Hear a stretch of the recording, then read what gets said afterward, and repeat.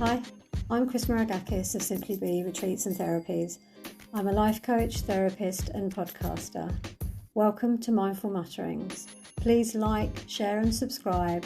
And as always, thanks for listening. Hi, welcome. Thanks for joining me. This week I'm talking about how we can overcome negative self-talk. We spend the vast majority of our days inside our own heads, telling ourselves all kinds of stuff, and we are quite often our own harshest critic. And the things that we say to ourselves, we wouldn't dream of saying out loud to someone else. So I don't know why we think it's okay to be that critical of ourselves. Unless we practice mindfulness, it's unlikely that most of the time we're even aware of the mind-boggling number of thoughts that our brain produces. And yet it's these very thoughts that determine how we feel about ourselves, how we interact in the world, and how we go forward with our life. So negative self-talk are those thoughts that limit our potential. And it's how we can start to identify them and change them that we're going to talk about today. So first thing, like I said, is be present. We can't change something that we're not aware of. And there's lots of talk about mindfulness and present moment awareness, but what it actually means, what it's all about, is about becoming aware of how we're thinking, what we're telling ourselves, what we're doing in the present moment, whether we're making a conscious choice about something or whether we're allowing ourselves to be triggered. And when we become aware, we can start to think about our thoughts and maybe even why we're thinking the way we do and where they come from. But most importantly, once we're aware of them, we can then start to do something about them. And so the next thing that we need to do is challenge those thoughts. So once we've become more aware of the way that we think, and we've noticed that maybe there's a pattern to the way that we think, or maybe we can identify that, most of the time we're negative, or on the whole we're positive, but we have a few things that we keep telling ourselves that are no longer supporting us or helping us, then we can challenge them. Because most of the thoughts that we have in our head aren't even ours. The brain is a supercomputer, I've said this before, and it literally just processes all the information it's given. And our view of the world will have come from what we were told by our parents and our peers and teachers and people in the community, and from what we've observed. But the thing is that we never seem to challenge these, and we tend to identify ourselves by the thoughts that we have. And so we can go 20, 30, 40 years believing the same thing, but actually it wasn't even true in the first place. And we've built our whole identity and whole life about this belief that actually has no basis in fact. So it's about challenging them and identifying where they come from, because once we've identified that we're thinking in a certain way, then we can ask ourselves, is it actually true? Can I see myself doing this in the real world? Can I see how this is impacting on my life? Does it happen all the time? Or is it just something that I've been conditioned to believe? Where can I see myself actually doing it in my life? And if you can't see yourself doing it, then clearly it's not your thought. It's part of your conditioning, and you can then work to eradicate that. By the same token, if you can see that there is some basis in truth in it, then you've identified it and you can start to work towards it. Or alternatively, maybe it's not even your thought in the first place. Maybe you can hear, your mother talking to you, or you can hear a teacher in your head saying something, and you've heard it so often that you've accepted it and integrated it into your identity. Once you know where the thought has come from, then you can break it down, then you can start to work on it. So then once we've done that, it's about watching your language. And it's when you speak negatively about yourself, whether it's in your head or whether it's out loud, you're actually giving other people permission to do the same. When you say things like, oh, I'm always late, I'm not very organised, I can't do this, I'm not a very tidy person, whatever it is, the minute you've said it and it's out into the world, you're also giving other people permission to say that about you. And so not only are you stopping yourself from succeeding, but other people are now contributing to that as well, because when they're talking about you, firstly, in their mind, they've got the fact that you're always late, you're this, you're that, you're the other. They're also repeating it and telling other people. And so the self-talk that you started off with in your head has now become a real world problem. And each time that you are saying something like I'm untidy, I'm careless, whatever, it's actually an affirmation. When we use the words I and am together, they're very, very powerful, and they affirm whatever it is that we're saying, and it sends a vibration out into the universe.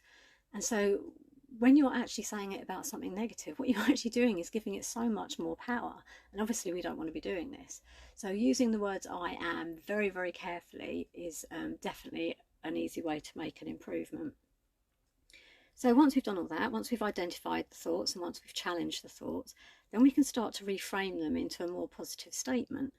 So rather than a carte blanche statement like I procrastinate, for example, we can turn this around and we can look at the truth of it. So maybe it's not that you procrastinate all the time.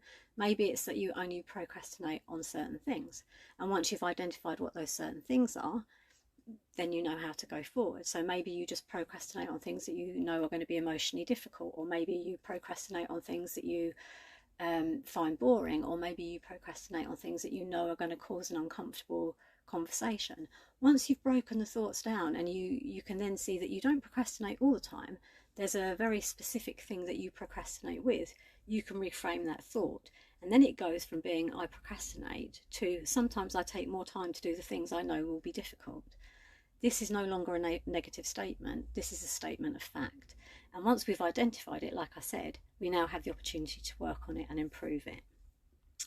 The next way of overcoming negative self-talk is about using the affirmations. As I said, when we use the words I am, incredibly powerful words, we're sending a declaration out.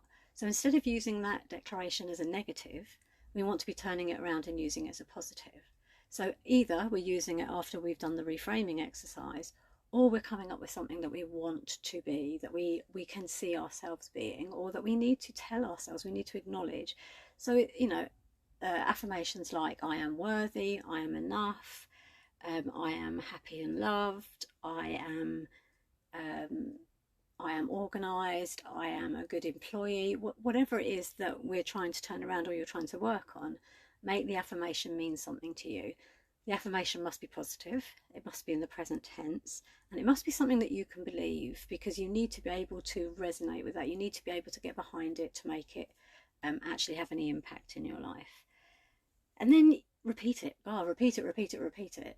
We have neural pathways in the brain, and they're created by doing something over and over again. So if we have a negative behaviour, that's simply a pathway that's been reinforced over a period of time. The way that we can overcome that is to have a different point of view or a different idea and make that a stronger neural pathway. And that way the positive behaviour overrides the negative behaviour. So it's repetition. Really, it's just repetition. Every time you go to the loo, every time you get in and out of the car, say it in your head, say it to yourself in front of a mirror, say it out loud, say it, think it, do it. And the more that you do that, the stronger the pathway becomes, the more you overwrite the negative behaviour, the happier you'll be. And when we're moving forward with things like this, it's like everything. When you're trying to change a mindset, it's never impossible. Sometimes it can be difficult, sometimes it can be uncomfortable, but it doesn't have to be overwhelming. If you start to do something small every single day, the best way of changing a mindset is over time and doing with consistency, doing whatever you're doing with consistency. So small consistent actions every single day.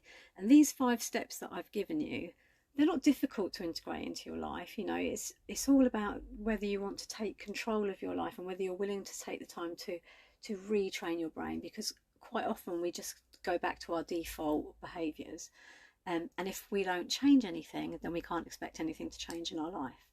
So I'll recap them. First one is to be present, so that you can start to identify which thoughts are causing you to be negative about yourself or to not reach your full potential.